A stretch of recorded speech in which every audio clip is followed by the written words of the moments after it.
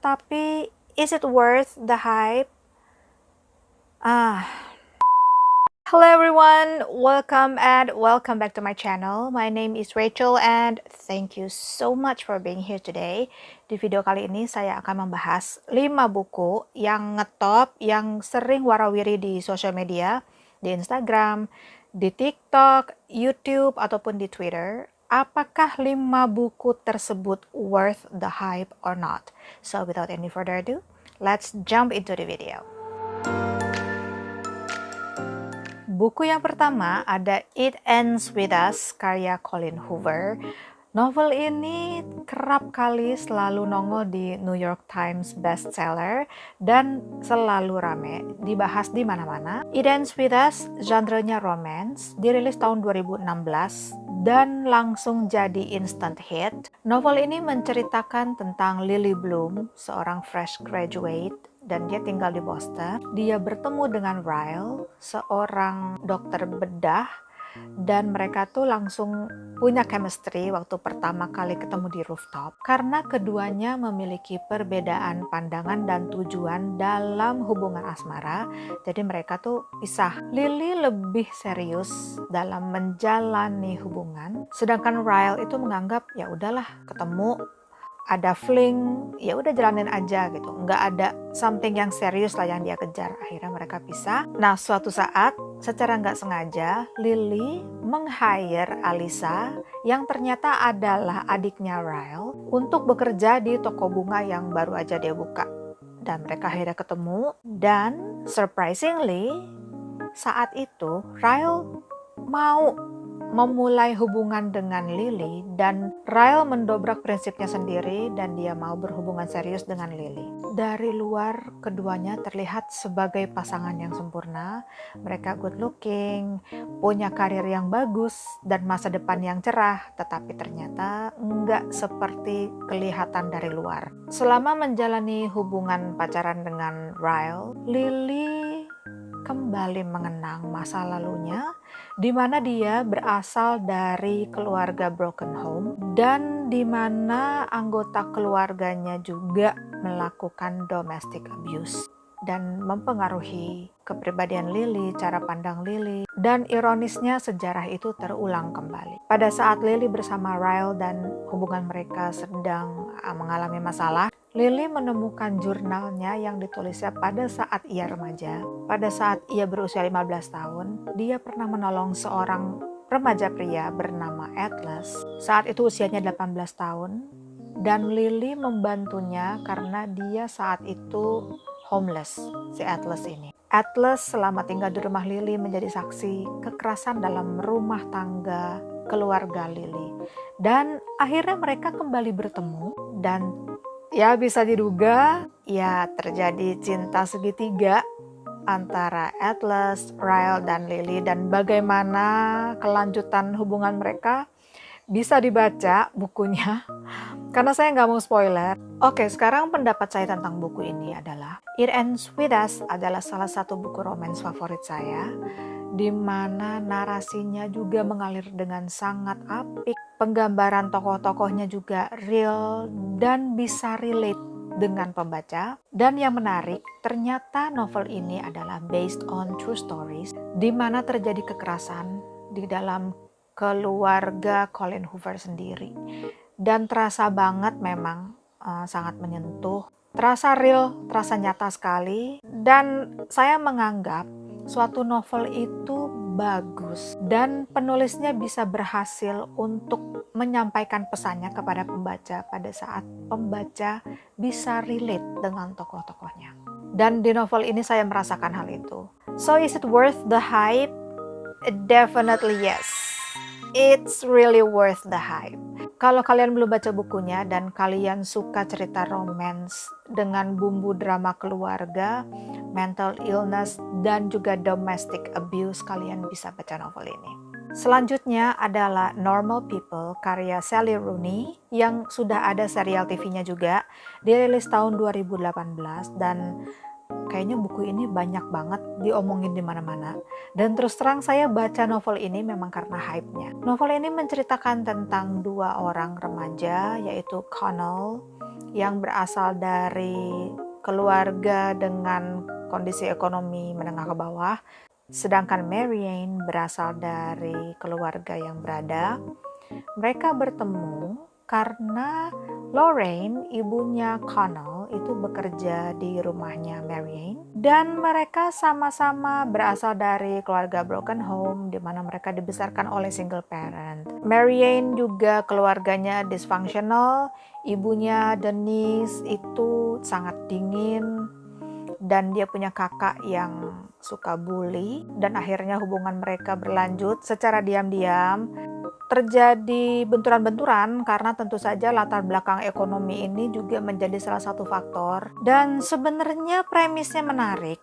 Sebenarnya ceritanya juga bisa dikembangkan lebih menarik. Tetapi saya nggak bisa relate dengan tokoh-tokohnya di sini. Walaupun sebenarnya permasalahannya itu permasalahan yang universal. Banyak sekali keluarga atau remaja yang seperti Marianne dan Connell. Dan pada saat baca juga ceritanya itu kayak dragging. So I'm really sorry I have to DNF this book. Jadi saya nggak kelar baca. Saya nggak bisa kasih review karena saya DNF. Dan untuk menonton serinya juga saya sepertinya nggak tertarik. So I will just skip it. So is it worth the hype? For me, no. It's not worth the hype. Novel selanjutnya adalah My Sister's Keeper karya Jodi Picoult, dan udah pernah juga saya diskusikan bersama Christian Wijaya. Novel ini bercerita tentang Anna, seorang anak yang memang sudah didesain ketika dia dilahirkan. Dia menjadi donor bagi kakaknya Kate yang memiliki penyakit leukemia. Dan mereka pun tumbuh besar bersama, mereka dekat. Tetapi sejak dia lahir, Anna ini selalu menyumbangkan bagian tubuhnya untuk diberikan kepada Kate. Tetapi seiring dengan waktu, Anna merasa tidak nyaman karena dia harus terus-menerus mendonorkan organ tubuhnya dan semuanya dilakukan tanpa konsen. Jadi dia akhirnya mendatangi seorang pengacara, memintanya untuk menjadi kuasa hukum. Jadi Anna meminta hak penuh atas dirinya, atas tubuhnya, di mana orang tuanya jika ingin meminta Anna untuk mendonorkan organ tubuhnya kepada Kate, harus seizin Anna.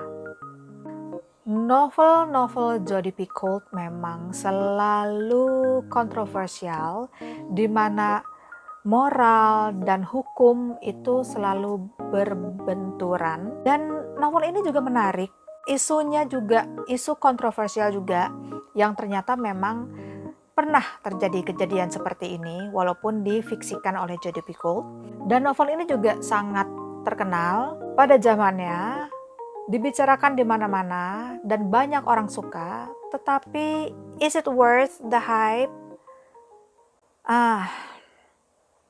Terus terang saya nggak gitu suka dengan novel ini karena novel ini cukup tebal. Ceritanya panjang, bukan hanya menceritakan Anna, ini sudut pandangnya banyak. Dari ibunya juga ada, dari Kate, dari ayahnya, bahkan dari lawyernya Anna juga ada. Drama persidangannya juga seru, di mana kita belajar tentang hukum di Amerika. Penyakitnya Kate juga dibahas dengan istilah-istilah medis yang bertebaran di mana-mana. Dan setelah saya invest waktu yang segitu lama dan membaca buku yang begitu tebal, ternyata endingnya sangat tidak memuaskan, sangat dibuat terburu-buru, dan saya tuh kesel banget dengan endingnya, terus terang. Seandainya saya jadi Anna, dibikin cerita seperti itu ya, nyesek banget gitu. I don't think this book is worth the hype. Kalau menurut saya ketimbang baca novelnya, mending nonton filmnya aja deh. Alurnya pun lebih rapi, semuanya cukup memuaskan di film. Dan it's definitely not worth the hype. Selanjutnya adalah How to Stop Time by Matt Haig. Novel ini saya baca bareng Christian Wijaya bersama Hashemi dan Vini juga. Sudah tayang diskusinya di channel YouTube saya. Novel ini menceritakan tentang Tom Hazard, di mana dia memiliki suatu kondisi medis yang tidak biasa. Secara fisik dia terlihat seperti pria berumur 41 tahun, tapi sebenarnya usianya 400 tahun. Jadi dia itu memiliki penyakit di mana dia menua dengan sangat lambat. Orang-orang dengan kondisi medis seperti Tom, mereka bergabung di suatu secret society namanya Albatross Society, dan kaumnya disebut kaum Alba. Yang menarik, kita diajak untuk ikut dalam perjalanan kisah hidup Tom, dan dia melewati berbagai macam kejadian penting seperti witch trial. Dia bertemu dengan Shakespeare, dan dia juga mengalami jazz age. Dia pintar bermain musik, dia main piano, dan akhirnya di masa sekarang dia melamar bekerja sebagai seorang guru sejarah, dan cocok sekali di mana dia telah melewati 400 tahun dan dia sangat kenal dan mengalami sendiri peristiwa-peristiwa penting yang tercatat di dalam buku sejarah. Tom ini memiliki kisah hidup yang sedih.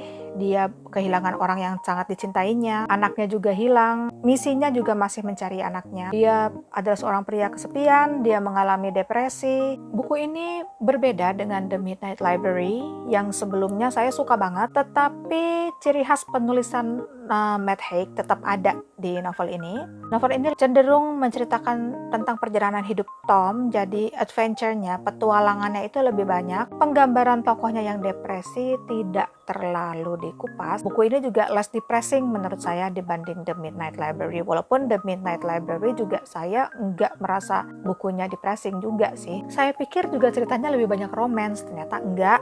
Romance-nya cuma dikit-dikit aja. Is it worth the hype? Saya kasih penilaian novel ini, saya kasih ratingnya 3,5 bintang dari 5. Jadi kalau dibilang overrated ya enggak juga, tapi dibilang underrated enggak, worth the hype ya biasa-biasa aja sih. Just neutral lah untuk buku ini. Buku terakhir adalah Educated karya Tara Westover. Buku ini adalah satu-satunya buku non-fiksi di list saya dan sudah pernah didiskusikan juga bersama Krisan Wijaya, Kiki, dan juga Sofia Mega. Buku Educated ini menceritakan tentang perjalanan hidup Tara Westover, penulisnya, di mana dia dibesarkan di keluarga Mormon yang radikal. Keluarganya juga tidak memberikan kebebasan bagi anak-anaknya untuk menempuh pendidikan umum di sekolah umum karena pandangan radikal ayahnya yang menganggap bahwa semua hal yang di luar komunitas Mormon adalah tidak baik. Tara dibesarkan di pegunungan di Idaho, di komunitas Mormon. Keluarganya juga termasuk keluarga yang besar. Dia memiliki 6 orang kakak, dan kakaknya ada salah satu yang keluar dari lingkungan Mormon. Dia menempuh pendidikan di universitas, dan Tara menjadikan kakaknya itu seperti role model, dan keluarganya ini problematik. Kekerasan fisik dan verbal adalah hal yang normal. Tentu saja hal tersebut mempengaruhi kepribadian dan keputusan-keputusan yang diambil oleh Tara. Sampai akhirnya dia memberanikan diri untuk keluar dari toxic family-nya itu untuk menempuh pendidikan di Harvard, bahkan sampai ke Cambridge.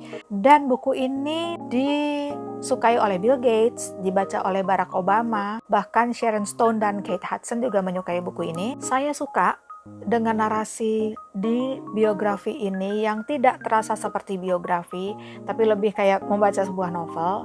Walaupun Tara juga jujur, dia bilang dia lupa timeline-nya kejadian ini karena dia juga pasti lupa lah ya kejadian-kejadian yang terjadi pada saat dia masih kecil. Tapi dia menceritakan memoarnya ini dengan urutan secara kronologis.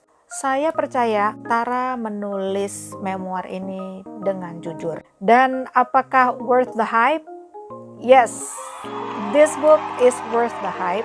Salah satu memoir yang saya suka, di mana saya juga enjoy membacanya walaupun memang banyak bagian yang bikin kesel. Nah, seperti di dalam diskusi juga, apakah buku ini adalah buku penting untuk dibaca? Yes, this book is one of the most important books, jadi worth the hype.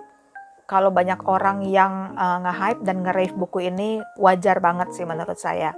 So, that's it. Tadi adalah 5 buku yang worth the hype or not. Kalau kalian punya pertanyaan ataupun saran untuk next content ataupun ada rekomendasi bacaan, please feel free bisa ditulis di kolom komentar. I hope you enjoy this video and see you in the next one. Bye!